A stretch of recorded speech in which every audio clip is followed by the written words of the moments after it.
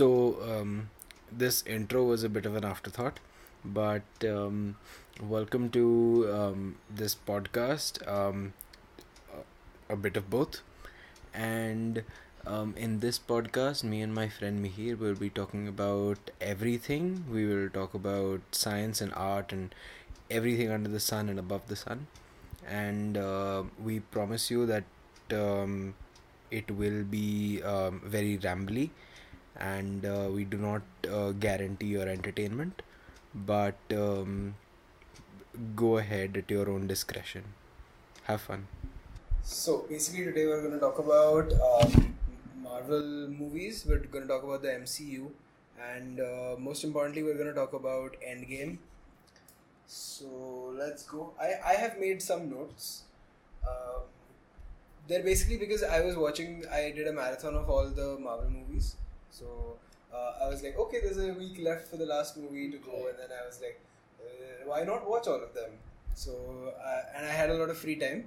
Of course. So I watched the 21 movies that came before Endgame, and I watched them in order. I looked up online, and there were some places where there were like alternate orders. There was one guy who was advocating that you watch them in chronological order, like as in MCU chronology. No, as in like Captain America comes first, and then Right, MCU chronology. Yeah, like that. No, not the order they're Released in, not the release order. The timeline in the MCU. Yeah. So that was, but I guess it wasn't that, like I wasn't really in favor of that. And there were a couple of online articles which proposed some of their own. They were like, oh, because this dialogue will only make sense if you watch this movie first and stuff like that, which didn't make much sense to me. I was like, watch it in release order. Correct. It was good. So then I saw all of them, and I finished on Wednesday or Thursday. I think I finished on Wednesday. I watched Captain Marvel, and on Friday morning, I went and watched the first showing of Endgame. That was cool. And you've seen all of them, right? You haven't seen Captain Marvel? I have not seen Captain Marvel. Okay. I did a terrible thing, so I haven't seen the last one. Okay. But I don't know. I really exactly that's the reaction I got from everyone else. So I decided I actually didn't get the time.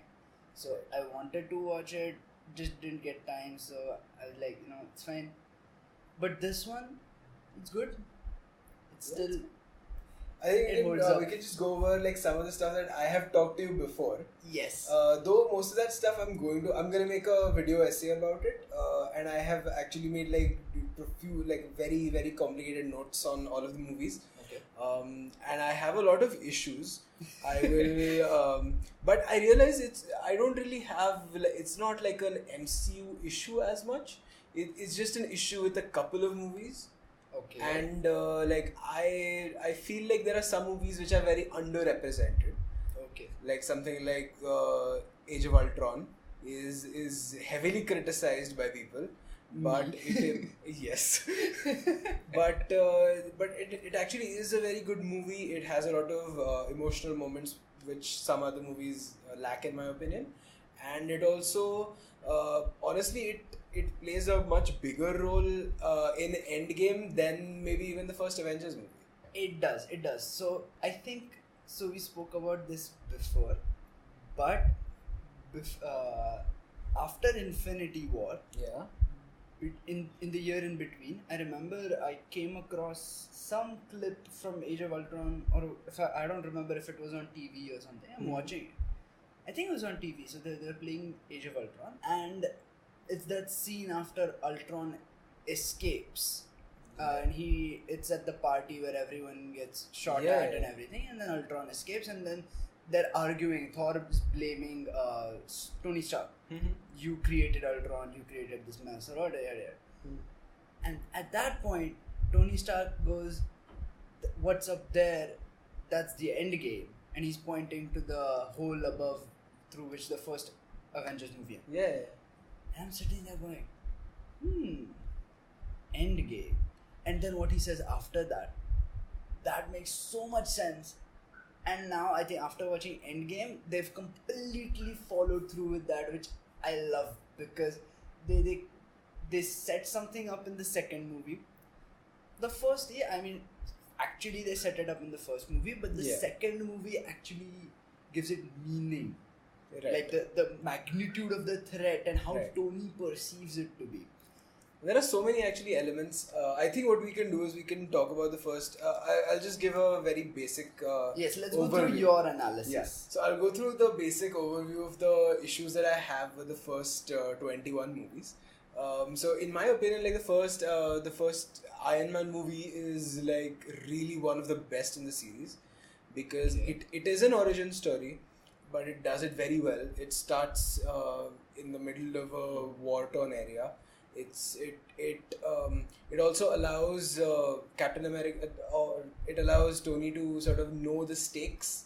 So he sees soldiers around him and getting killed by his own weapons, and the famous shot of him lying behind a rock and the missile that falls beside him with his name on it. Right. Which is, it's like a very powerful moment, and then he goes through his own transformation. He comes back. He's like, I don't want to do weapons anymore. And in that sense, I think the villain is a little too sort of mustache twirling kind of a villain, like a very like greedy capitalist kind of a guy, which is not as satisfactory. But anyway, it's okay. That movie doesn't necessarily need a villain. The movie's not looking for a villain. Correct. It's just setting up a scenario. That's just how it happens. Yeah, it's just a scenario for him to sort of come into his own. Right. So that's what happens in Iron Man. I saw Captain America, and Captain America is like a very, very good movie. Okay, it's my favorite Captain America movie of the three. Okay. Like very, very clearly the best of the three, because it shows who the character is very, very clearly. Yeah. It shows you his morals, his personality, which becomes a big factor of his sort of characteristics in the later movies. Right. And it also sets up so many other things. It sets up Red Skull. It sets up Hydra, which becomes a bigger factor in some of the other movies. It sets up the Infinity Stones. That's the first movie in which you see an Infinity Stone as the Tesseract. So all of that starts there, and then it just keeps going. And again, like the similarities between that and the Wonder Woman that came after it are many. That just like Wonder Woman happens in World War One. Again, disclaimer: I haven't seen Wonder Woman. Really? I have not. So I missed it when it came in theaters. People told me it's good. I was like, okay. So I think I will come back to this idea many times. But the thing is, after Batman vs Superman, I have taken a solemn oath to avoid DC movies as much as I like DC characters. We'll come to the DC versus Marvel some other time. I think that constitutes a bigger episode. So it has a lot of similarities, but it does it very, very well. You also so he ends up freezing, and then at the end he comes back. The correct sequence of events for Captain America to reach the modern world. Correct. Yeah, pretty much. And in between those two, you get the movie which is sort of very like looked over, which is the Incredible Hulk. I was going to point out, because for a moment I thought the Incredible Hulk came before the Iron Man movie, but there is a post. It came the same year. It was in the same year. No, I thought it was released before the original Iron Man, but it wasn't, because there is a post-credit scene in which General Ross meets Tony Stark, or other way around, and then Tony's like, there is the whole Avengers initiative thing, I think. Right. There's a plan or whatever. So I think that's the only bit that sort of ties that movie to the MCU. Yeah, otherwise, it's quite a standalone film. There's nothing else. And it has some issues, but I still feel that the cinematography of that movie is quite nice. It also shows a different part of the world. Like, I think the first third of the movie or so is set in Brazil, which is quite cool. Again, I don't know if you remember the movie. I remember bits and pieces of it. I remember the crazy general or whoever the sergeant who ends up becoming the Abomination. Mm-hmm.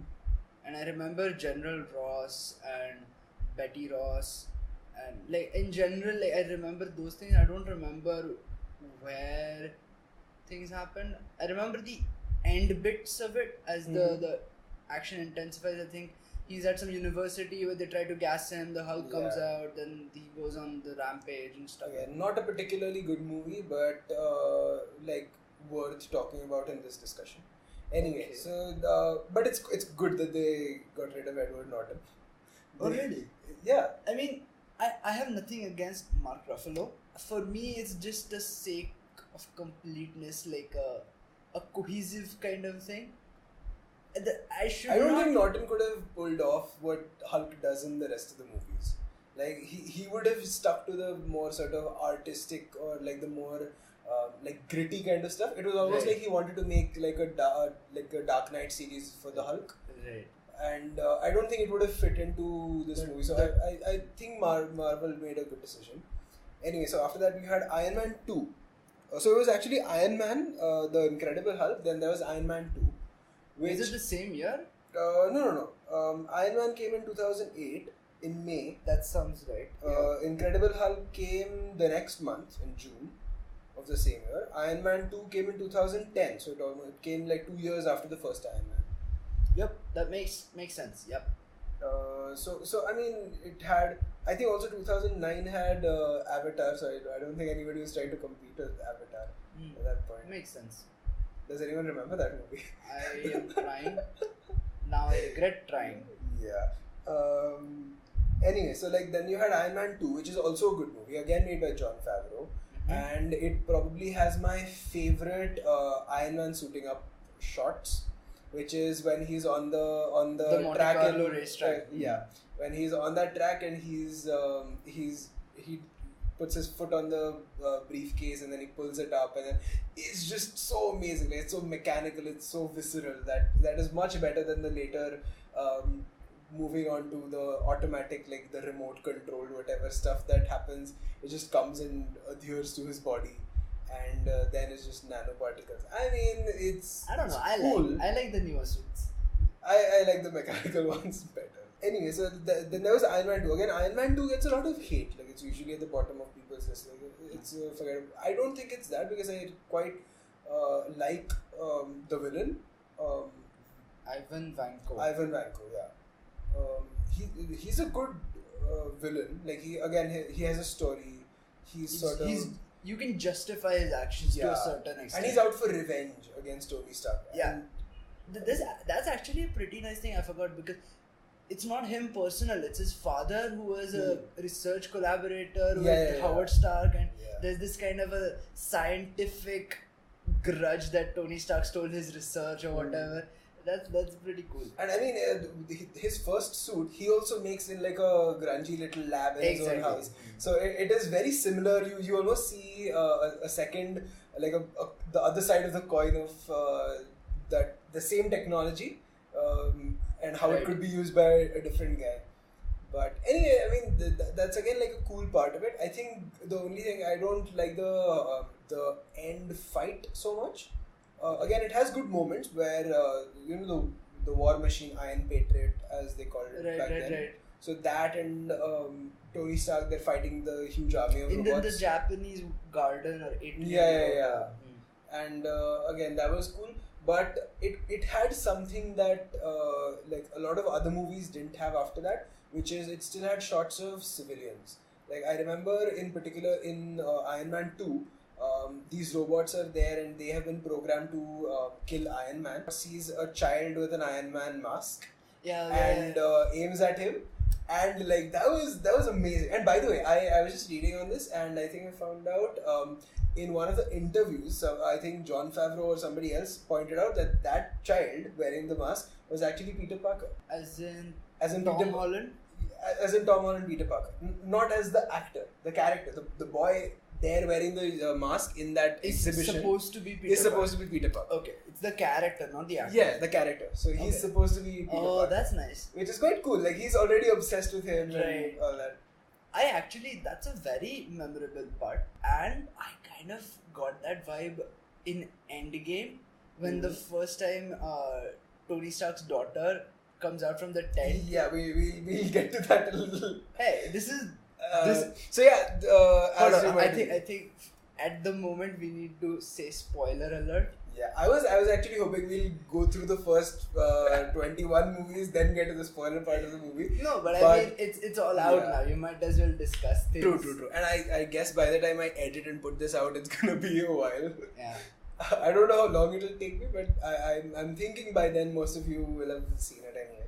So after Iron Man 2, which was again a good movie in my opinion, but again still like I was just seeing the kind of rankings that I gave it. Again, these are wildly variable. Like in my own head, sometimes like 7 is the average. Sometimes the average is like 5, and that keeps changing a lot. So currently, in the last week when I saw all the movies, this was one of the movies which had a very low ranking. What's his name? Sam Rockwell. Justin Hammer. So him and his character especially sort of brings it down a notch for me for some reason. I love Rockwell, but like in that movie he's just a little too weird, I think. He's a kind of Tony Stark on 11 kind of thing. Yeah, and also quite stupid. He's not too intelligent. Yeah. But he's still got that flair thing, and he's a weapons manufacturer. Okay. I think the most important thing was Don Cheadle. Yeah, that change was funny guy. Correct. And it was quite important also, I think, because I don't remember the guy who played Rhodey in the first movie. I remember, I just don't know the actor. Yeah, I don't know his name, that's why I meant. But like Don Cheadle is, I think, much better suited to the character. Like you even see him and Tony Stark sort of get along much better than he did in the first movie. I think it was much better. So after Iron Man 2, then came Thor. Okay, and Thor is directed by Kenneth Branagh, which I didn't remember. Like again, this one movie which I saw early on, and then I never revisited it. I actually have read this and I knew this fact. I don't really like when I think of Iron Man. I think of Jon Favreau directed it. Mm-hmm. When I think of Thor, I don't really think of anything except of maybe Jane and the whole the Eric Selvig, the Bifrost. And the thing is, that is also I think the movie where Clark Gregg plays a bigger role. Correct. And they also introduce Jeremy Renner as Hawkeye. Yeah. If you remember, he is the enforcer. Yeah. And you get Phil Coulson. Like he was in the first, he was in the Iron Man movies. And he was there in Iron Man 2 quite a bit. But in this movie, he is like a character which taking point, yeah, and like Jane and everybody else sort of interacts with him more and all of that. But again, like the Thor is very good, especially like the scenes that were set in America, whatever the place was. That felt that felt very dry and sort of it felt like a village in the Western movies. You know, like something like out of Westworld. It was like just a place like you imagine like tumbleweed like going, and then you imagine like two people there like on the street having a duel or something. Yeah. But cowboy western. Yeah, but like a complete spaghetti western, like something out of a Sergio Leone movie. But the parts in Asgard are beautiful. And like I remember I pointed out to you also, like the cinematography there is very, very nice. Like the colors, just the gold everywhere. And you know, the Thor's cape is completely like red, and it's like beautiful colors everywhere. I think I have to watch it again. So Asgard has like great cinematography, has great like shots, and also one thing which cannot be missed is in Thor there's a lot of Dutch angles, so where the screen is like very tilty, and it gets very, very annoying sometimes. It's just the thing is, I mean, like. You do it once or twice for impact, it makes sense, but like half the movie is just tilted. which is quite weird. And the thing is, like when Joss Whedon was making Avengers, in the first few shots where you see Thor, the camera is actually tilted on Thor and everybody else is sort of straight on. Oh, okay. So I mean, I guess they were going for a style for him, but and I don't know what Kenneth Branagh was thinking about, but like Thor is quite a good movie. And then you get Captain America, the first Avenger. It's good. I don't think I have seen any of these movies in a while. But okay, so I'm gonna start relating. Like I'm gonna go beyond the confines of the story of that movie. Okay. Because a lot of those things are touched upon in Endgame and correct. movies after that in general. Okay. So overall, I think like I personally like the character's arc. I think there could have been a smidge more kind of. I think by the end the character is a little bit of a you know what this guy is gonna do, like a very stand-up predictable kind of person. Whereas initially I think I see him more of as a tactical person where he's like what, he understands the battlefield and he's like controlling players. By the end he's like, what's the right thing to do? I'm gonna do it. He's like Superman. He's like Superman without the powers. So like he's just like righteous. Like Captain America can never be even like in a morally slightly grey area at all. No, that's just complete white. I'm okay with the complete white thing. I just feel like he went from brains to brawn over the movies. I don't know if you feel like they he was never really that much of a okay person. I'm going back to Avengers. Soul. I'm going back to Avengers. Oh yeah, you mean like battle strategy? Yeah. So that he is the guy like even Tony Stark, for all his plans, quote unquote, he looks to Cap when the time comes to battle. Yeah, he's like, you know what? This is what we got to do. This is what you do. This A, B, C. Correct. Follow these orders. But like with Winter Soldier and then there on, it just feels like that guy's all about hand. Like I mean, I like the hand-to-hand combat. I have nothing against that knife fight scene, which I absolutely love. But it's like the helicopter pulling scene. Yeah. And then it just slowly feels like he's the strong guy. Like Age of Ultron, he takes that log of wood apart. Okay, fine, but where's the brains on the guy? And I don't know. But in the end, he still ends up the leader, and I think he is the only guy with any leadership qualities, I think. Yeah. Anyway, so we'll get to the rest of it, and then after the first Avenger, we get the first Avengers movie. That quick? Yeah. So they had introduced every single character, right? You had Hawkeye Thor was in Thor. Yeah. Black Widow was in Iron Man 2. Right. So then you have everyone actually. Right. Only the Hulk comes in directly in Avengers. Yeah, but I mean, apart from the Incredible Hulk. Right. Okay. So Mark Ruffalo as Hulk comes back in this movie.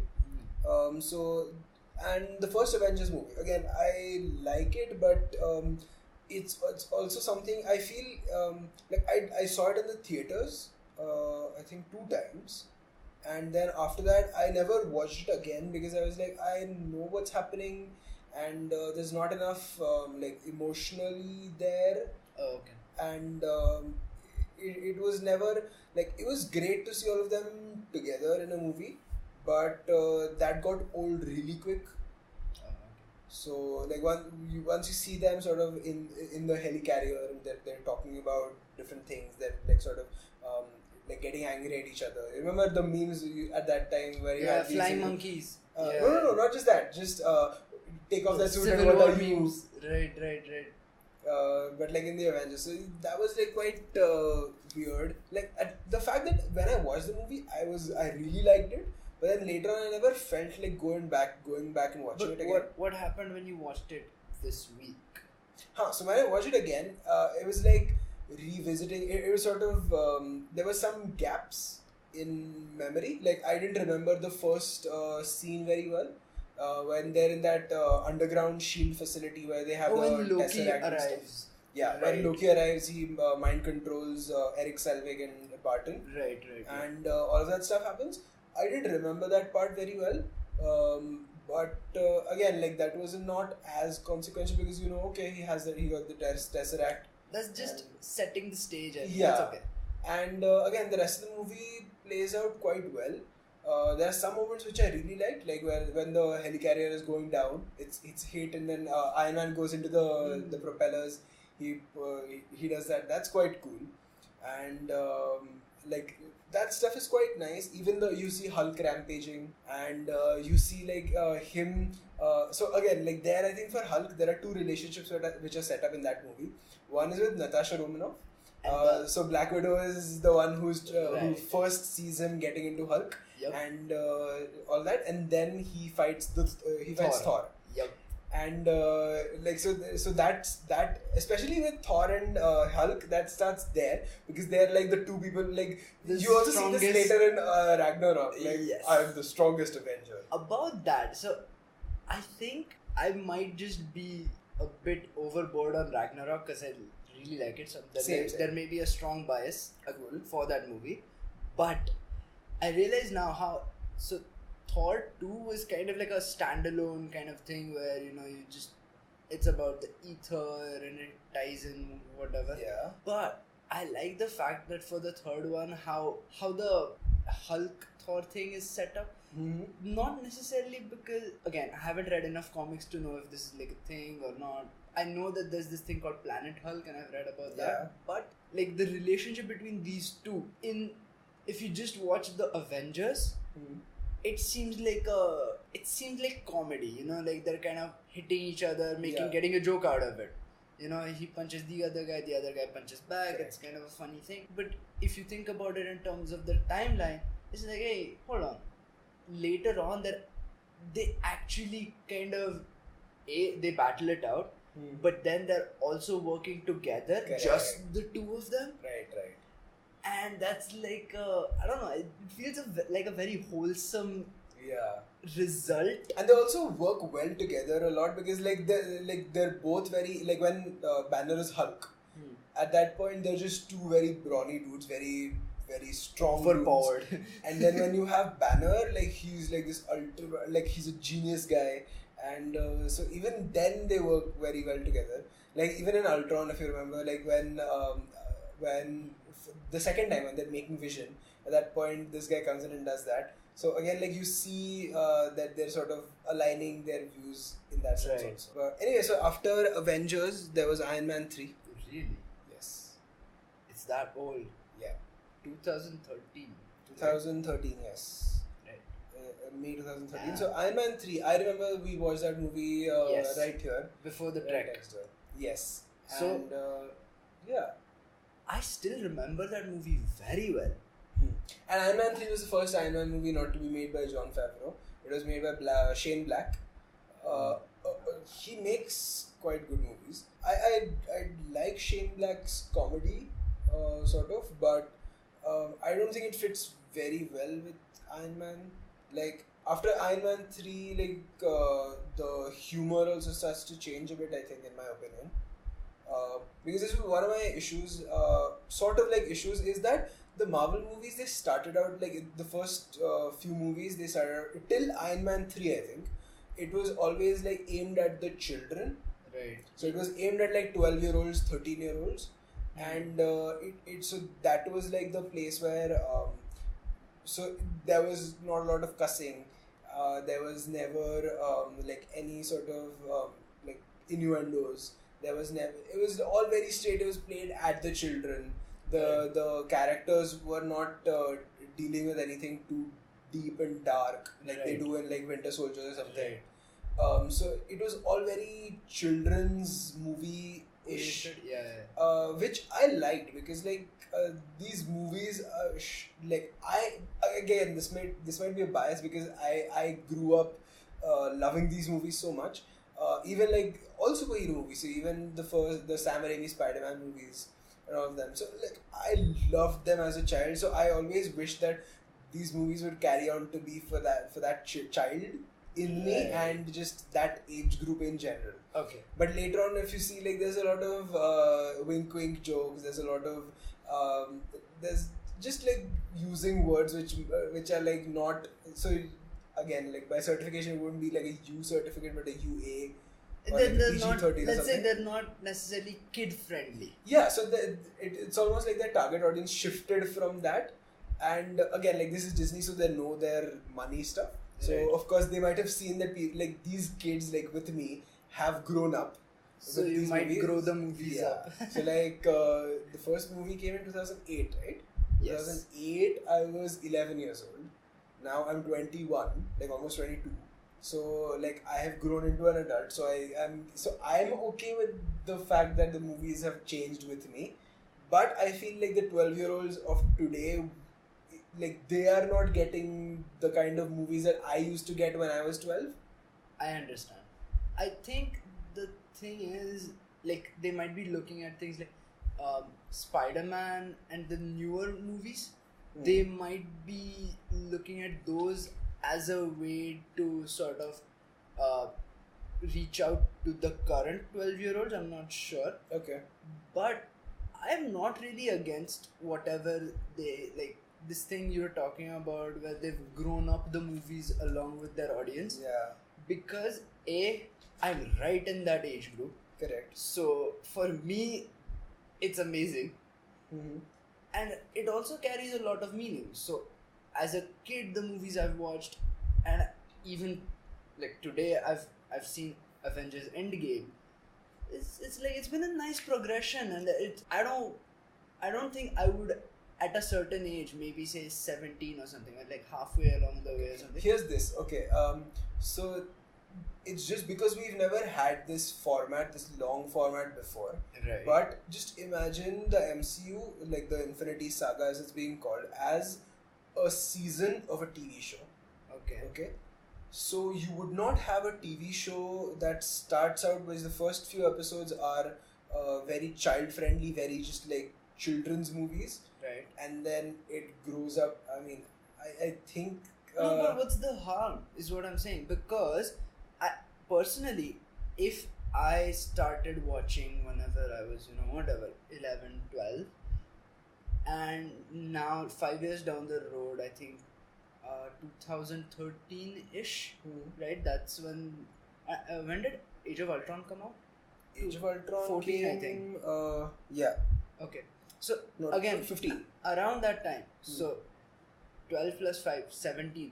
A 17-year-old me, I don't think I would have appreciated watching movies with a 12-year-old level of humor and language. My friend, you watch all the Pixar. Okay. I will defend my Pixar movie watching to the day I die. That is a different. Fighting right beside you. That is a different issue. Is it really? Yes. Is it? Okay. Anyway, I'm just trying to say I'm not completely against that. Okay. It makes sense for them to evolve their comedy also. It makes sense in a lot of different ways, but I feel like it's just an observation. It's just an observation that I felt needed to be pointed out because it's a change in the target demographic they're aiming it at almost. Well, I mean, I watched the Ironman movie today, okay, and it's still as good as it was when I was younger. But can you tell me for a fact that that's just purely as a movie and there's no emotion coloring it? Because for me, even as a movie, I actually prefer the first Iron Man over, like, say, the third Iron Man movie. Okay. Because for me, I mean, it just got better, at least to a certain point. So, I had been a huge comics fan. I'd read a lot of comics because the library had a lot. So, I just read them. But I wasn't actually into the movie. So, when Iron Man came out, or the Hulk came out, I wasn't big on movies. Okay. And so, for the most part, I actually didn't seriously, I think, watch these movies, I think, until the Avengers came out. I don't think I even watched the Avengers in theaters. I think I watched it on TV. I started watching them from Iron Man 2, I think. The first two movies I hadn't seen, and then I watched Iron Man on TV before Iron Man 2. I saw the others on TV as well, but the first, I think, seriously, whichever one came first, Iron Man 3 or Thor 2, whichever one was the Iron Man 3 came first. I think that's the first one I watched in theaters. Okay. And that really kicked off the entire, like, the next couple of years of movies for me. They were good. They had enough superhero element. Okay. So it kind of satisfied my expectations at that age. Right. There's an asterisk there at that age. So I may watch it today and I feel like, you know what, yeah, that's a little immature. That's a little juvenile in terms of violence or something. Mm-hmm. But for the most part, they were alright when I saw them for the first time. Okay. So you pointed out superhero moments, which has been another thing which I have an issue with. Again, the first two phases of Marvel sort of had that in spades. But then I think, again, I am a fan Hold on. I think you need to define what a superhero moment is. Like, what are the sound, touch, smell, feel of a superhero moment? Like, from the first movie, what's a superhero? So, say in Iron Man, it's him in the sky when he's flying his suit. When he's going to the Middle East and he's burning up all his weapons. Okay. And Rhodey is he's like talking to him. He's like, we have this unknown radar spike or whatever somewhere, and they send those F-12, those jets to fight him and to drop him down. At that point, there are these moments of him just flying through the sky. Even the first moment where he test drives his suit, he goes into the I remember that one. He breaks the ceiling of his car park or whatever. Yeah. And so in that fight, in that sequence, he goes supersonic, and so there's like a sonic boom, and he goes supersonic. Is it the part where he's flying? Is he flying with the jets? He's flying with the jets. And the jets are sort of chasing him. Because they are like, oh, this is an unknown flying object here, so we need to. And then he completely outstrips them. Yeah. Is that one? Yeah. Okay. And then one of them crashes, and then the guy's autopilot doesn't work, so Iron Man goes and saves him and stuff like that. I do not remember. Autopilot, the parachute thing. Ejector seat doesn't work properly, so he helps him out and stuff like that. So I mean, like, there were moments, or if you see in the first Avengers movie, just that shot of the camera circling around these people, just like standing in the middle of New York, everybody's fighting. Love that. Or even in Ultron, like this even in the beginning, in the forest scene in Sokovia outside the Shield base, Hydra base, they're all in a row looking rightward. They're all that's a moment. Like, it's just straight out of, like, it could be a comic book cover. You could. It's like you could put that frame. Yeah. You could frame it. Yeah. And not just like a frame, or not just like a big spread in the middle of a comic book, but just like comic book cover material. Yeah. Or like in Ultron again, like when they're fighting in Sokovia again, around the thingy that he's put in there, Ultron has.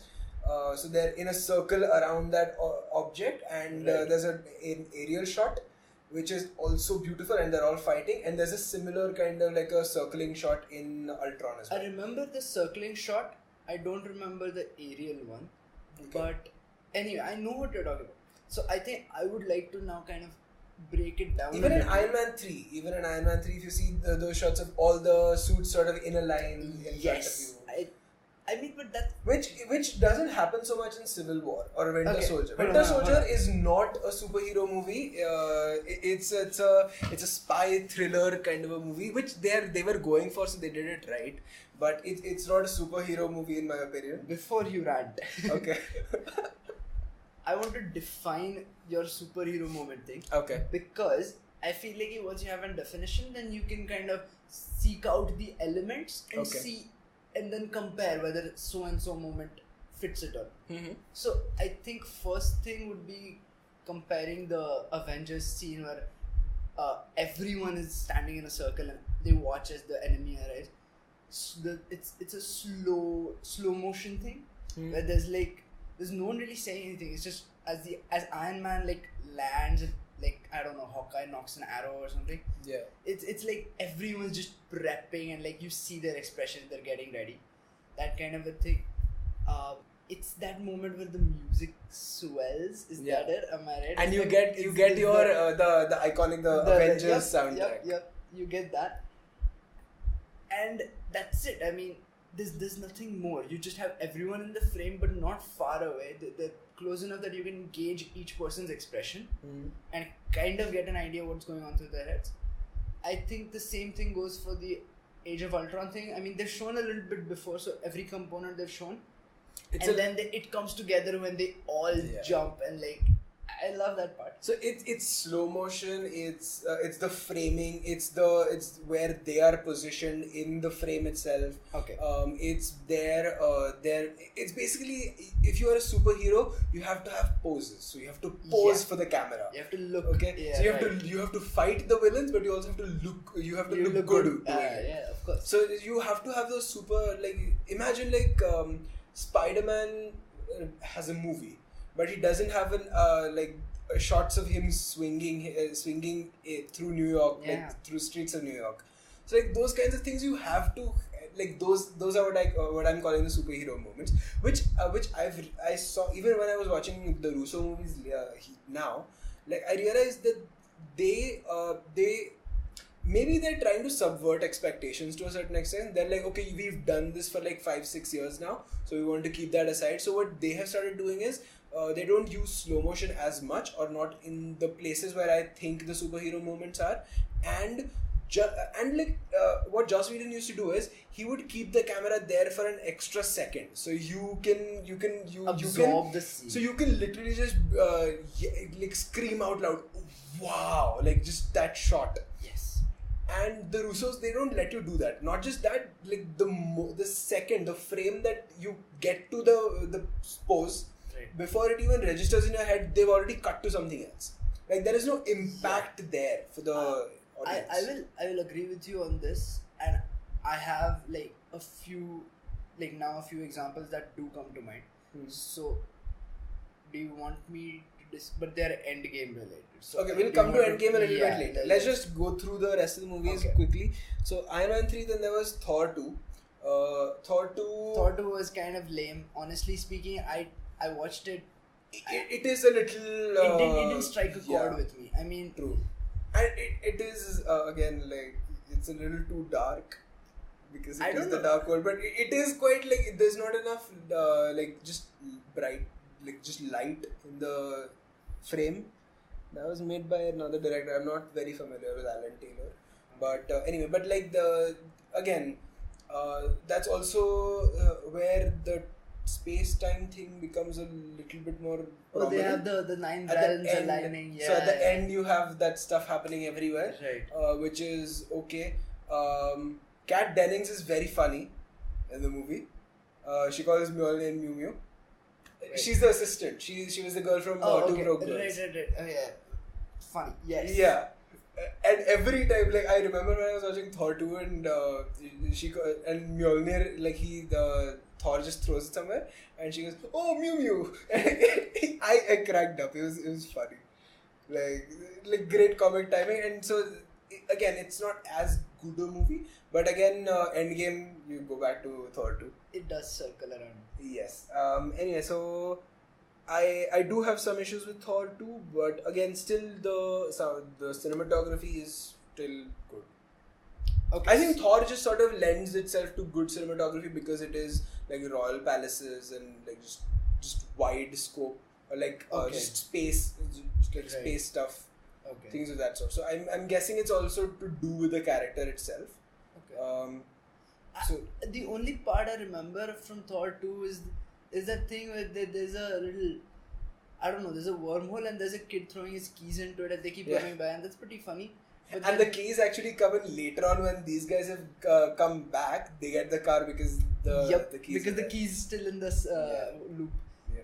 But again, like you'll have to remind me of stuff for me to remember. Yeah, and it's not as memorable. Again, one of my the things that I have talked to you about is memorability as a criteria of merit. Yeah. Because I feel like it is very it's very easy to sort of distinguish what a good movie is versus a bad movie. It's extremely subjective, like probably the most subjective form of ranking, but it still it works for me. Like for example, if you like, it's also like the simple thing of like just in any moment spontaneously, if I ask you what's your favorite film, you'll point at the movie which is the most memorable, which you remember the first. Yeah, exactly. So, something like Baby Driver, Your Name. These are movies which I find extremely memorable. Right. So they are two of my favorite movies. Anyway, so after Thor: The Dark World, we get Captain America: The Winter Soldier in 2014. Yeah. And that's where I start having issues. Again, I like the Russo's work. I liked Infinity War. I think Civil War. We'll come back to Civil War. That's Civil a much War, bigger rant. Let's put a pin in Civil War. Winter Soldier is not that bad a movie. I feel like it just again, it's not as superhero. It's not super. It's not super. It's just a spy thriller movie. I will agree about the non-super part, but okay. So I've been thinking about these movies, and after watching Endgame, they've kind of refreshed my memory about something. Like they gave me a few, I don't know, things to connect other movies with. So now I'm starting to think it's okay that it's not superhero-y, because no. So the thing is, I like the kind of human side of it. Like in that movie, Captain America isn't Captain America. Like many times he's a regular Joe, or he's a wanted criminal. So I kind of like those parts because you know the superhero Captain America. My issue is that like that kind of movies, then you have James Bond, you have Jason Bourne, you have Mission Impossible. That's movies true. For the same thing. But the thing is, even in those movies, those guys are all still agents, and they're still. I felt like, so in comics, what I enjoy reading, sometimes the scenes where like Peter Parker and Aunt May interactions. Yeah. I kind of like those. Or some watching like a scene about his regular Joe life, where he's Peter Parker, not Spider-Man, the superhero. So I like those scenes, and that's kind of what I think Winter Soldier provided. Like that hadn't been explored so much, except for the Age of Ultron bit with Hawkeye. That was amazing, and I really loved that part. Yeah. But still, like I think this one kind of plays into that territory, which I also enjoy. The civilian issue starts coming up from here, because in Winter Soldier, even though he is supposed to be like a civilian, like he used to be around civilians, that doesn't really make a thing. The end when the things are happening all around and these guys are in the spaceship thing. It's like a helicarrier. The helicarriers, yeah. So when all of that stuff is happening, like it's like there's almost no consequence to the civilians that's shown. It's just like, okay, it's like there used to be one company, now we're going to be bifurcated into two companies, and it feels like a very corporate struggle. It doesn't feel like something that's actually going to affect people, because you don't actually see the Hydra doing anything bad to civilians.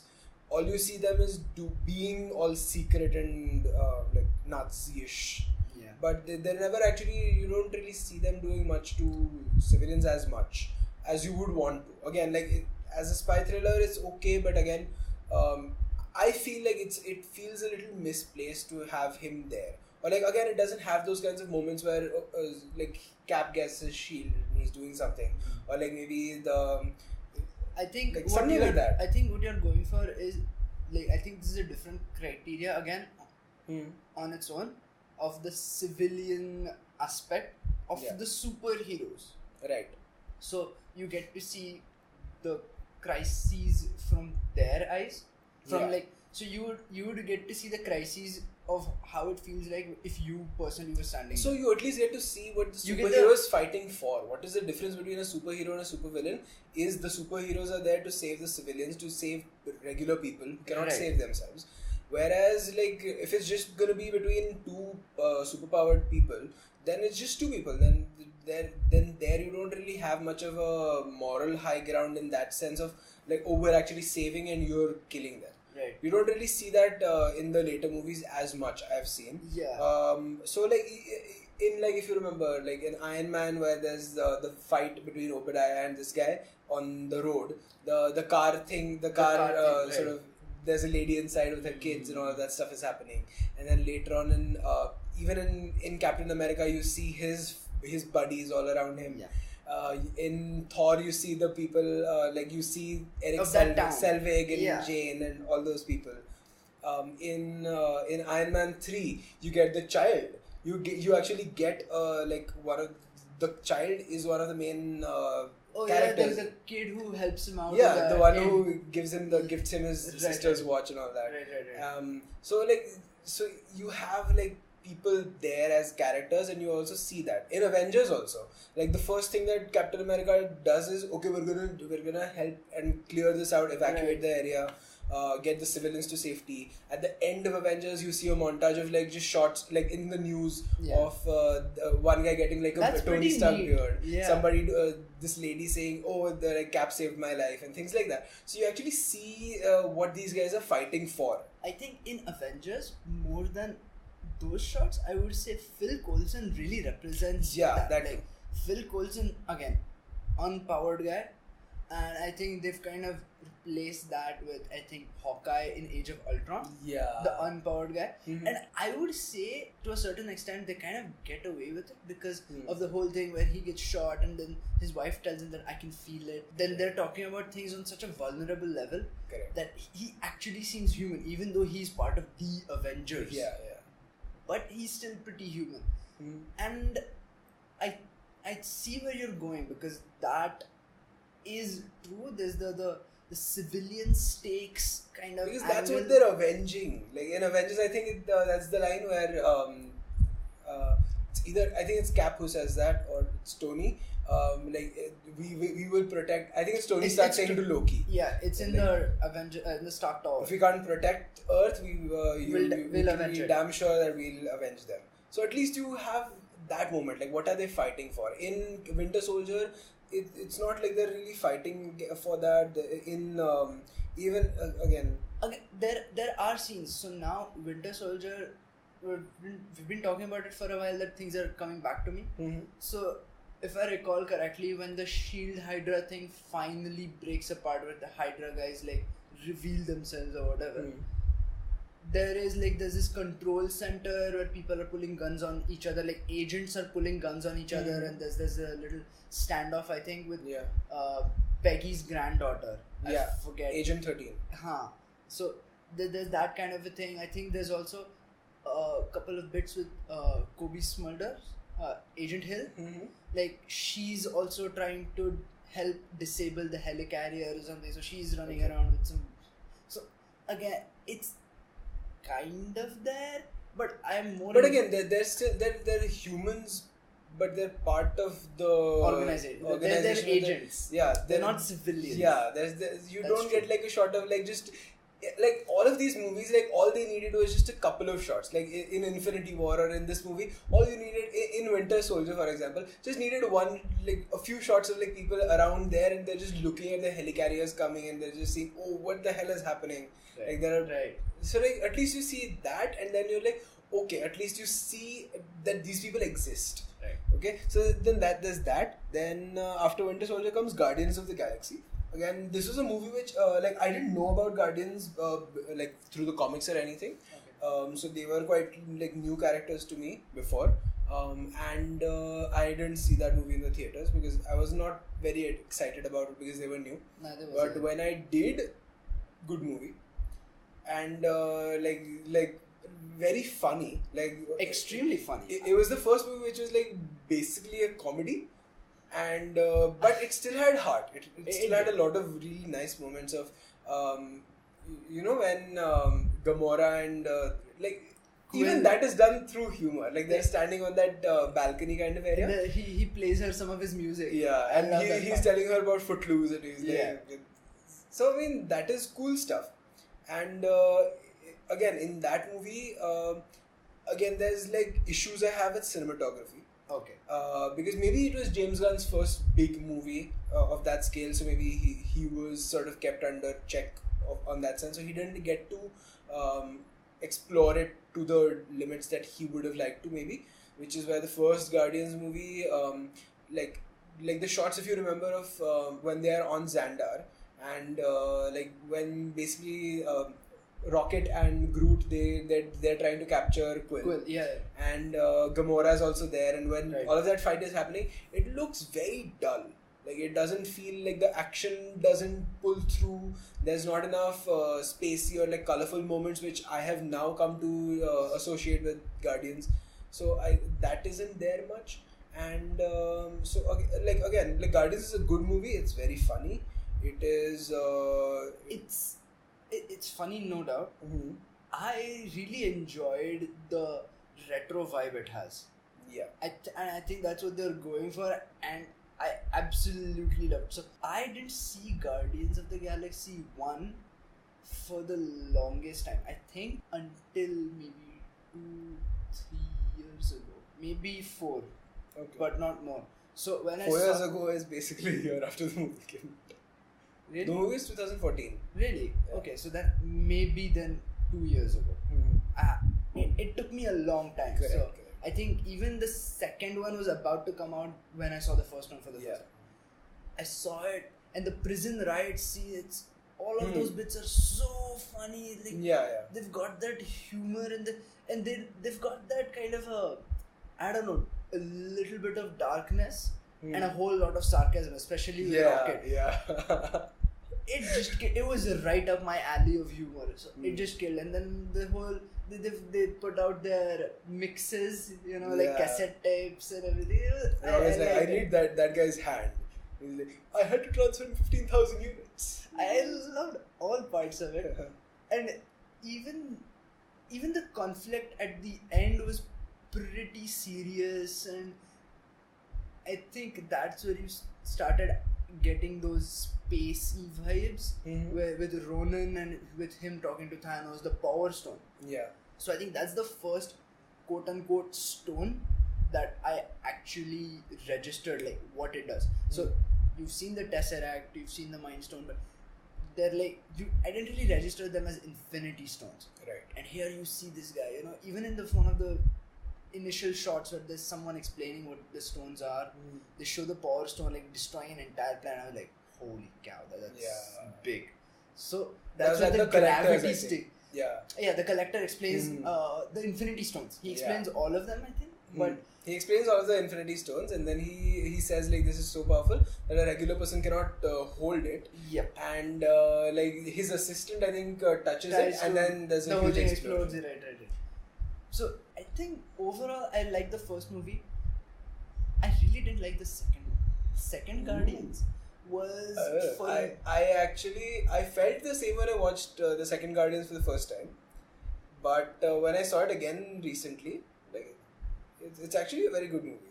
Like just cinematically, just in terms of cinematography. Okay. Again, I come from a very visual standpoint because I am an aspiring filmmaker, and especially like cinematography is a very big thing for me. Right. So it has a lot of really, really beautiful shots of in the field where Gamora is just she's just standing in the field, and then Nebula comes with a ship and attacks her. I remember. Those kinds of moments are very nice.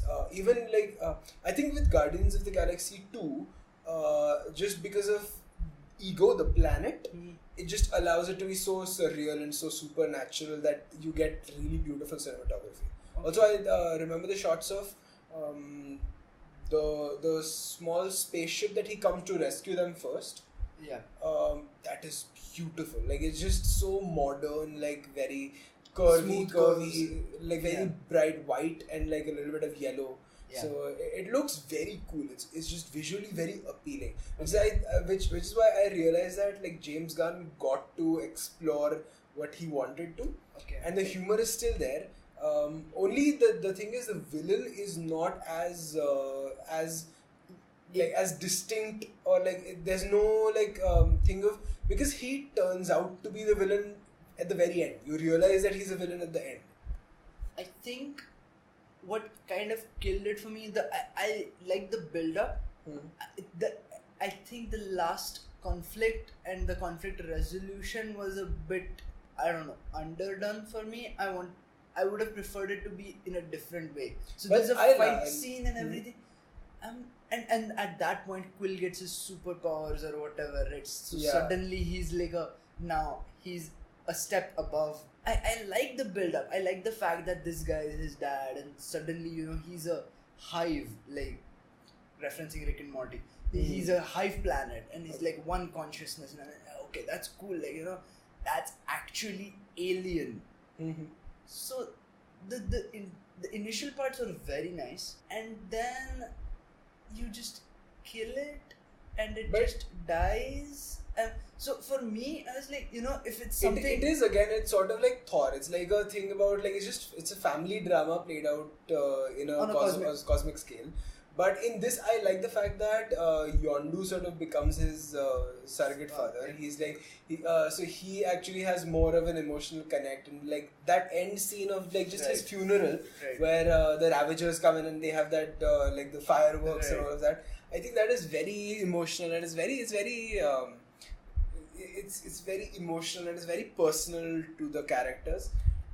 So I don't mind that movie too much, but again, like it's not probably something that I would watch a lot. I feel like at that point, with the kind of momentum they had built up, after I watched it, I also felt like it served no purpose. Okay. Because it didn't advance the Infinity Stones storyline. Like it didn't show you another stone or anything. Right. Like until then, I think each individual movie had at least either shown you an Infinity Stone, or they had brought in another villain or something of that sort. Okay. And the other thing was, I was kind of hoping like they didn't have the characters also kind of level up. Like if you want like video game speak. Okay. So if I take Iron Man 3 for example. So Iron Man 2, Iron Man 3, those villains aren't relevant to Thanos. Correct. They don't play a role on the cosmic level at any cost. But in each case, what happens is Iron Man levels up. Yeah, he levels up. He has a better armor. He has different strategies, and by the end, he has more people helping him out. Correct. So I like those things, and I felt like this did neither. Okay. So it gave cool powers, but then it took it away. Correct. So why? How does this further like? Just the Guardians. What did it do for them? They took a vacation, it turned out bad, they packed up things and they came home. Where's the growth? Like, how is this furthering a cause? I mean, he has to kill his father. Yes. Which I think foreshadows like just the fact that he has to go through like a terrible time. Again, which is coming back to Infinity War. But I mean, no. He had to kill his father. He did. I get and then the other guy who he thought was like, okay, so this guy is my father, and then he also dies.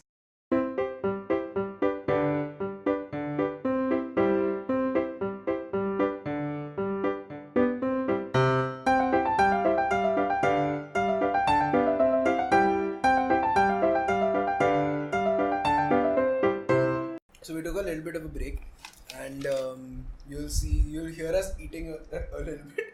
They don't need to know that. You can just edit that part. Okay, I'll edit this part. Actually, no, let it be. Anyway, so we've reached, we've talked about Guardians of the Galaxy. Age of Ultron we've done. I think we can gloss through most of it. We can go through Age of Ultron. I think one of the most significant things Ant-Man. So, Ant-Man, is a good movie. It's a very, very, very funny, very good movie. But I would still love to watch Ant-Man made by Edgar Wright, because he wrote the original script, and Edgar Wright is like one of my favorite filmmakers of all time. And I would give an arm and a leg to watch him direct Ant-Man, especially because that character is so perfect for him. It is. It really is. It's visual. It's funny. It's everything. It's just it would have been even better probably, but even then, Peyton Reed does a very, very good work with it. Then after Ant-Man came Phase 3 started with Civil War. I have lots and lots of gripes with that movie, and I will be talking about them in detail in my in the video essay that I'm making. And we have discussed it before, whenever it's done, I'll put the link so you can go and watch that. Then there comes Doctor Strange, which is also another very good movie. But I think in my only issue with it, sort of, is that the first time where like he starts to use his power a little bit, he has to follow through and he has to execute and go to the very end. Like there's not enough time for him to actually learn his craft as much. Okay. So you see a montage in the beginning where he's just reading books. Yeah. But then when you actually see him for the first time go to the other, what's it called? The Sanctum Sanctorum in a different city. Mm-hmm. And once he does that, after that, like there's just like fights and everything. So he just has to grow up really, really quickly to the point of using the time stone and everything. So I mean, it's a lot of. It feels a little bit rushed. Okay. But it's cool. And I would also have loved to watch. I would love to have more of Rachel McAdams. Her character is really nice. Her character is very nice. She also like I really like her as an actress. Also, she's like quite cool, and like she does her part in the movie very well. I would have loved to see her again, like even as an end, like an end credit scene or something somewhere. Yeah, actually, I didn't realize this, but they haven't shown a lot of like characters as partners other than Pepper Potts, but she's like, again, she's Tony Stark's wife, and then there's like a lot of other things there, so she's quite recurring. But even like I don't know, like I feel they should have they should have done a lot of things, so I'm not gonna go into that. But like, what will you do? Like the entire series till now has come to I think around 48 or 49 hours. Yeah. So they have done a lot. They have, but there's still more to be left, which I think they can still. A quirky scene here and there wouldn't be amiss, like with Shuri, with Rachel McAdams, like Doctor Strange and her interaction, like post Endgame. Yeah.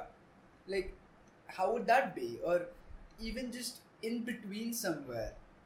I don't know, but anyway, I hope they kind of do this here on.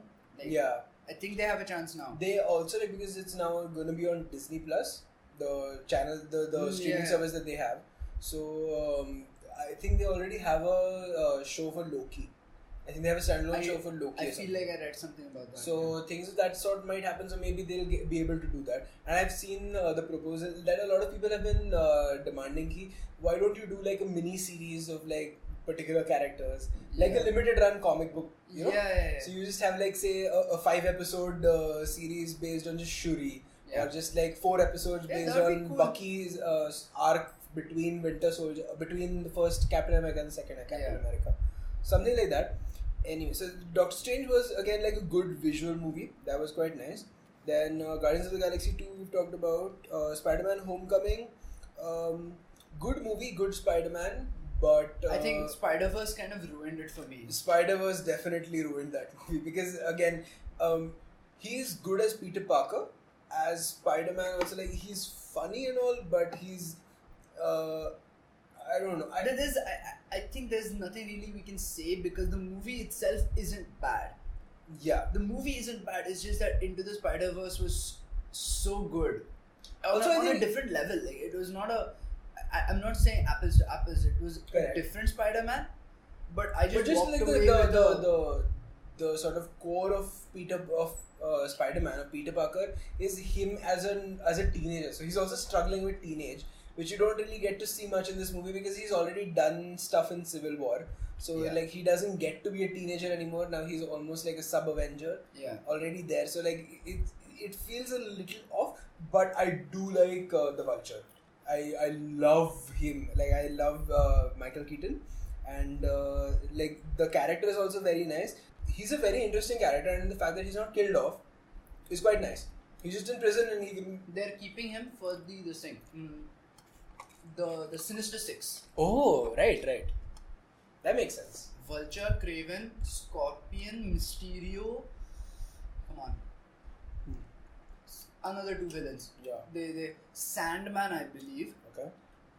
And Doc Ock, maybe. I'm not sure. But like I've read Sinister Six comics, and Vulture is a part of it. They did tease Scorpion in the end credit scene, I think. They did. And Vulture and Kraven the Hunter are also like they've shown up as paired villains. Okay. Although not necessarily like working together, but they have shown up together in like comics. Okay. So, interesting. Again, Homecoming, not a bad movie, quite good. And I like the director a lot, John Watts. Okay. I just today, like just before I came here, I saw the movie that he made prior to this one.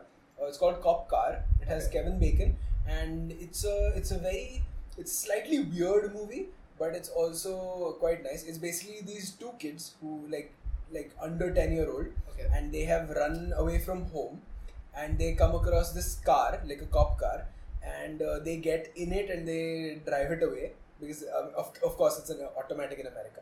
And so they've driven it away, and it's the sheriff's car, and the sheriff is like a dirty guy, like he has a dead body in the trunk, like not so dead body in the trunk, and he was in the woods trying to bury him or something like that. So then he's chasing them and stuff. Oh, nice. It's quite a nice movie. It's not like a great, like a revelation, but it's a nice one-time watch. So then there was that, and then I think after Spider-Man: Homecoming we come to a stretch 3.5. and this stretch of movies is just amazing. So first you have Thor Ragnarok in 2017. Amazing. Taika Waititi is the bomb. So have you seen Hunt for the Wilder People? I haven't seen any of his other movies. Very nice movie. Very funny movie and very nice movie. Anyway, also set in New Zealand, so you get like proper accents and everything, and it has the kid from Deadpool 2. Oh, okay. So he's the main kid. It's a very nice movie. So again, like Thor Ragnarok, beautiful, visually very nice. Gives us good character moments, gives us good characters, and I don't have anything negative to say about that movie at all. I love Thor. I love Valkyrie. I love Korg. Korg is amazing. Like those two characters, I think made them. I remember less of the villain. Like Hela is less remarkable than these two characters. Dude, the soundtrack is so amazing, just amazing. Like that moment, even in the trailer, is like unforgettable. The immigrant song. Play. Yep. Love it. I think that's more credit to the immigrant song than anything else. But the visual is also very nice. So it's kind of hard to forget that whole moment in time. Yeah. And then let me guess, Black Panther. Yeah. And which then, is wait. Let me talk about Black Panther. No, I believe Black Panther deserves its own little segment. True. Black Panther. I would like to point out that this movie is a movie that I have seen in the theaters 4 times. Okay. After the theaters, I've seen it at least another 4 times. Okay. So it would be an understatement to say that I love this movie. I think let's talk about 2 Black Panther facts or interesting things every day. Okay. And I think that's how we can cover how huge a discussion that is. Because it's a rabbit hole. That's what it is. And it is just anyway, it's just a great movie, and we will talk about it later in detail. We will talk about maybe when there is a Black Panther 2, we will have a proper discussion of that. Interesting. I hadn't thought about that. Yeah. And Ryan Coogler, very good director. Made Creed before that, which is obviously very nice. Before that, he made Fruitvale Station, which is also very nice. Then after Black Panther, we come to Infinity War. Do we? Yes. Oh, okay. Cool. And Infinity War. So about Infinity War, it's a so I really liked the movie the first time that I saw it, because you actually get to see the villain's Succeed. point, and you see him succeed, which is like probably something that I would never have thought Marvel would do, because like I felt like, okay, they're just doing fan service, they're like pandering to the audience a little too much, and then in this movie, like they just tear it apart, like they just tear apart the book, and they do it very well. Like he's sort of justified in the movie, and again we'll come to Endgame later, but I feel like Thanos in this movie is a very like layered character. He's very real, and also his viewpoint is sort of justified. And like it has been debunked, whatever stuff he talks about of balance and stuff, but it is something like you can see somebody get obsessed over something like that and like believe that to be the truth, right. And you see him go to great lengths to do it. At the same time, I think one of the best things about that set of events in Thanos in those is that he's not, your standard villain formula. He's not a psychopath. He's not a fanatic. He's not a... He wants something desperately, but he's not adrenaline fueled after it. Right. He will take the strategically correct decision. He will take a step back if that is going to get him to the greater goal. Yeah. And the greater goal, like, he doesn't try to... And even after he does that, he's not magnanimous about it. He's very somber, and he's almost like... He's like he's doing a service to the universe. And then it's almost like he just goes out onto this planet, like looking at a sunset, and like that was a nice moment. I really liked that. And I really see... You can see the pain that he's going through, like when he kills Gamora. It's not just the fact that, hey, you got the Soul Stone, hey, achievement unlocked. No, he's really struggling through that loss. Even as he arrives on Titan, he's still going through that pain and everything. So even while he's fighting initially... That moment did feel a little like it came out of nowhere, sort of. Okay. Like where he's like, where Gamora's being all cocky, like, oh, like you've never loved anybody and all that, and like I could see like that moment playing out. I think it felt a little. Everyone saw it coming. It was a little cringy almost. Okay. But like again, like it was still an emotional moment. What I really love is the two bits where Quill loses it. Like the first moment where he actually decides to kill on nowhere. Nowhere where he pulls the trigger. Yeah. That moment just broke me. You can see it in his eyes, you can see the gears turning, and then he's like, this is it. And the point, so I was like, okay, you know what, like you could see that this was the thing he had to do, like kind of parallel to Wanda and Vision. Yeah. And you can see like this conversation has been had earlier about Vision although. So then you can see it in his eyes that the calculation checks out, and she's like, you know what, just shoot me. And the moment he pulls the trigger, I really thought she was gonna die, and so I had braced for it. But damn, the reality store, that moment is probably one of my favorites in all of MCU. I think that's one of the best uses of the stones. Like you can really see what a stone can do.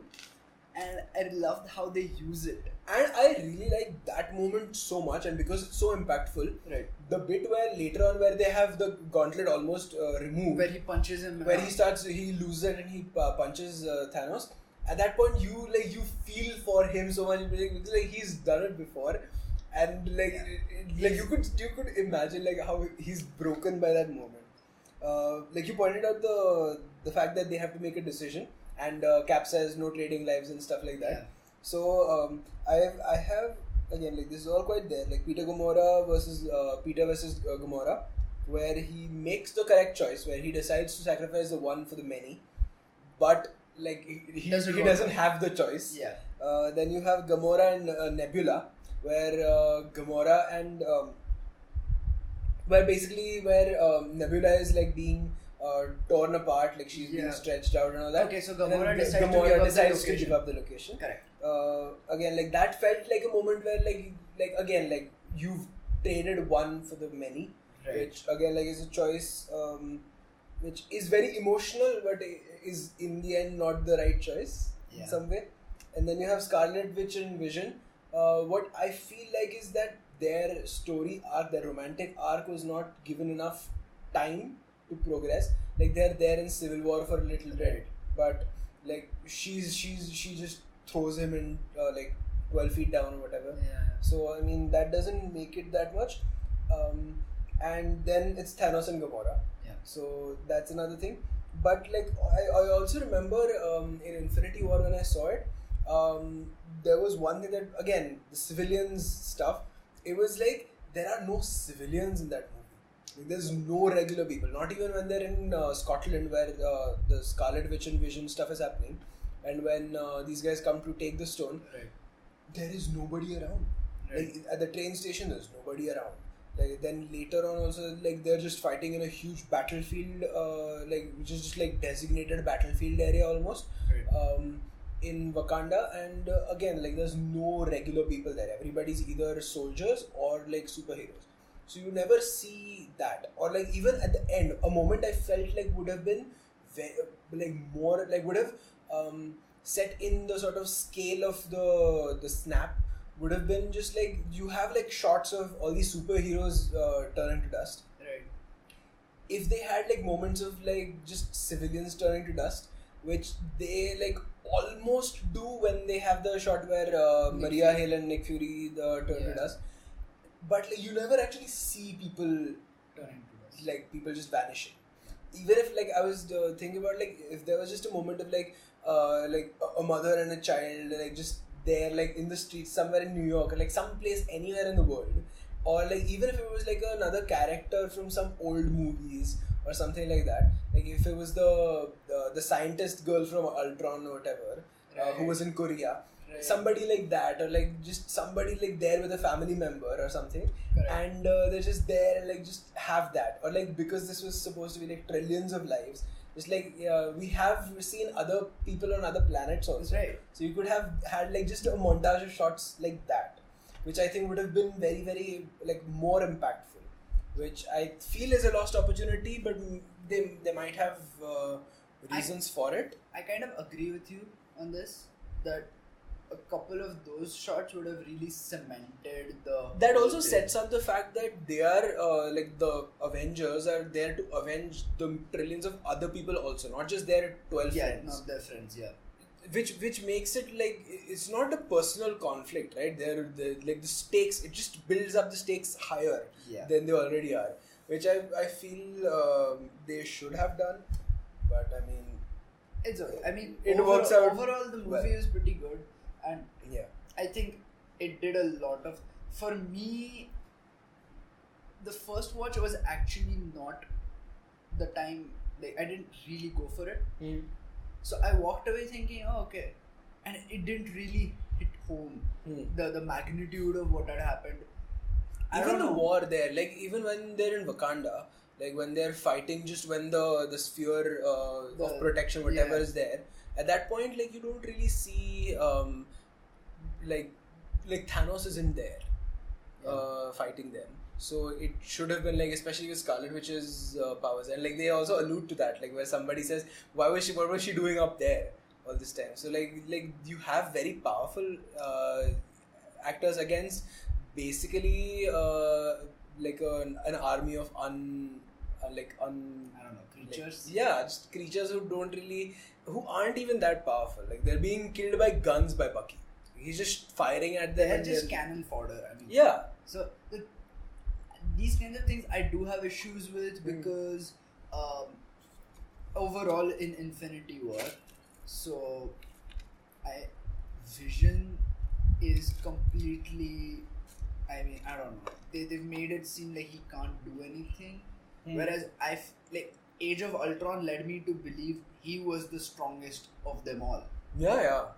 I mean, with the abilities, with the vibranium and an Infinity Stone, it felt like, you know what, this guy could hands behind his back beat Thor into the ground. Yeah, I was imagining him to be as powerful as Captain Marvel turned out to be. Captain Marvel, exactly, right. There you go. Because he didn't, and that was very disappointing to just see him, you know, half the time lying on the ground, stabbed or, you know, operated on. Like, hold on, he's vibranium. He's strongest material supposedly. He's Mind Stone and Jarvis and Ultron, and he can phase through things. He can do so many things. Exactly. And having read bits and pieces of comics in which Vision is there, like that guy is pretty much invincible. You can't really do anything to him unless he wants you to. Correct. So what were they doing? But again, those are like the minor issues, like with Wanda, like you said, on the battlefield. Same thing goes for Vision, I would say. Like, you know, he's kind of a powerful being on their team. So maybe, but okay, whatever. There are choices you can argue to and fro. Like, it's kind of debatable. What is up with the weak Captain America shields? Like, so I feel like even those things could have been so much better. Like, okay, I get that he doesn't have his iconic, shield, but they gave him some kind of padding, elbow pads. I don't know what they're, and like, okay, come on, you gotta give him something else. Like, give him a weapon. I don't know what they're supposed to be. And maybe they're cool weapons, and maybe I haven't read enough comics for me to understand that. That could be true. But an explanation would have been nice. Like, what is this? How to use it? Why is it cool when Captain America has it and not anyone else? Correct. I mean, again, these are all minor issues. Also, you can't throw that thing around. No, they're pads. They are literally elbow pads. I think Captain America has to throw his shield for a couple of shots, which makes him Captain America. That is a given. I will not disagree there. And then you have so like that, and but on the whole, still the movie works. The movie is very, very it's great. It's great. But again, like there are small gripes with it which could have made it much better if they just like ironed it out better. I feel like they skipped some of the heroes which they brought back in here in Endgame. So, like for example, Clint Barton, Hawkeye. Yeah. I kind of understand. Like I understand both sides of the coin. Like he's retired, he's not in active duty anymore. There's no reason to call him on. Correct.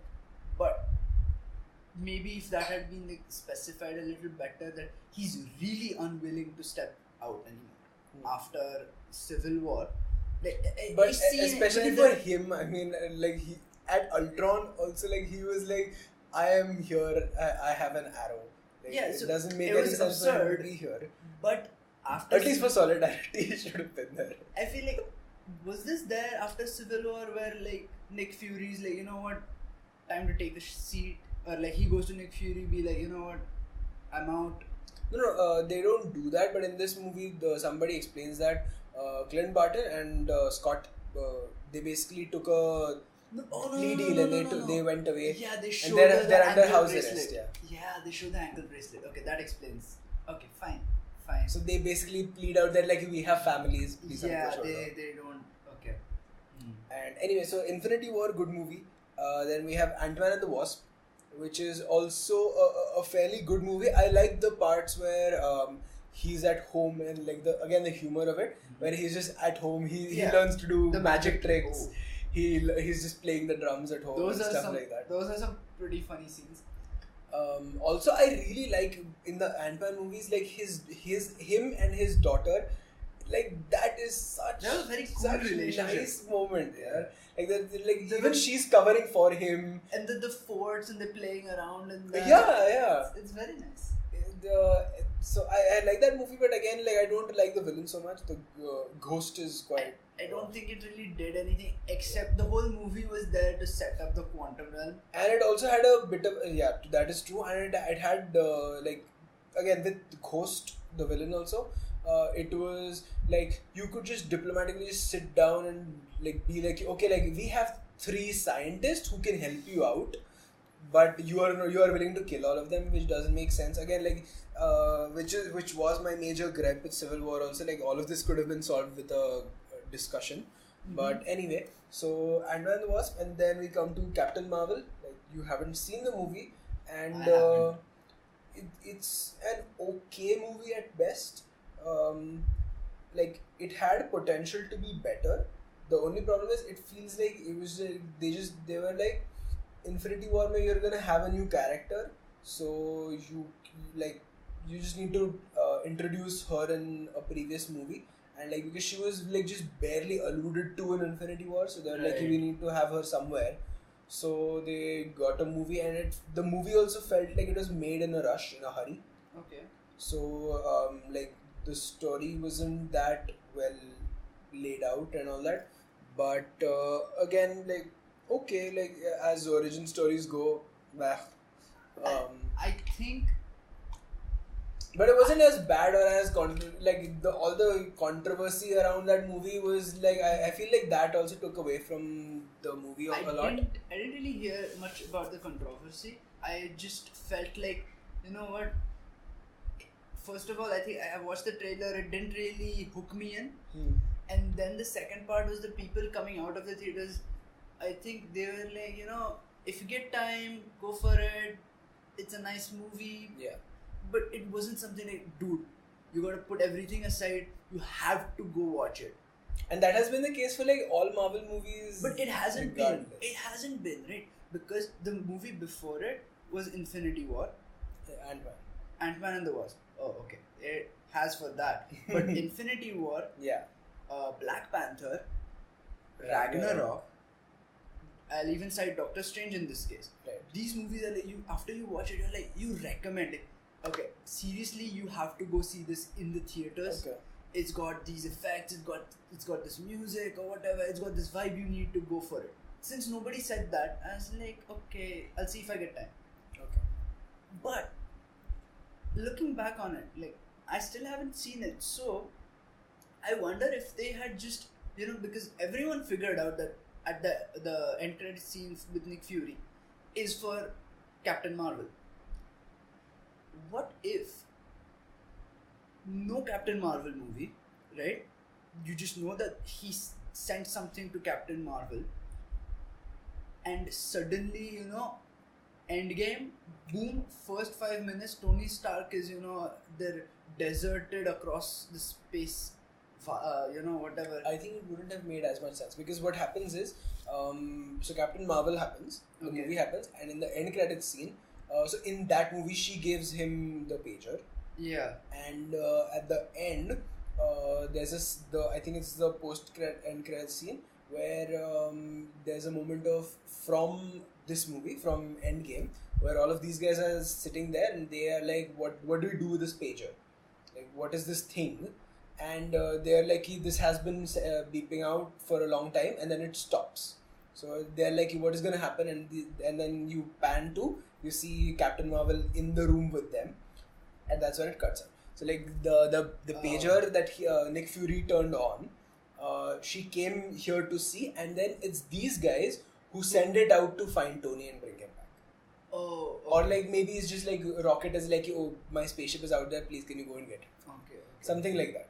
Okay, so there is a connect. No, because the thing is, I get it's. What if there was no pager, right?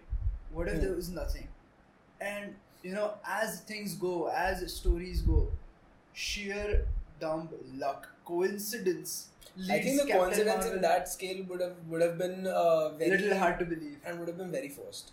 Like in the middle of nowhere. No, I'm just trying to see if there's like any way that I can kind of wrap a narrative. What I feel like could have been done is, because she's already in this movie, she gets very close to Nick Fury, and they become very good friends. And she also has another friend like from before on Earth. So maybe it could have been something like after she sees that the vanishing thing is happening all around, she comes back to Earth to see if both of them are okay, and then she finds these guys who tell her to the thing and how they have been helping. Okay. That could have worked, but I don't mind the pager thing that much. Like, I mean, okay. Like, again, like Captain Marvel was like an okay film, but it felt a little bit forced. Like, they were like, you have to have her in the movie somewhere. Right. So, alright. I mean, but I don't have much of a problem with it. Yeah, it's okay. Okay. So, are we beginning Endgame discussion? Okay. Yeah.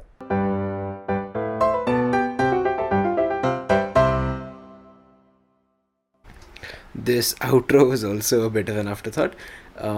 So we have covered a lot of stuff in this episode, and we will continue to talk about the Marvel Cinematic Universe and especially about Endgame in the next podcast.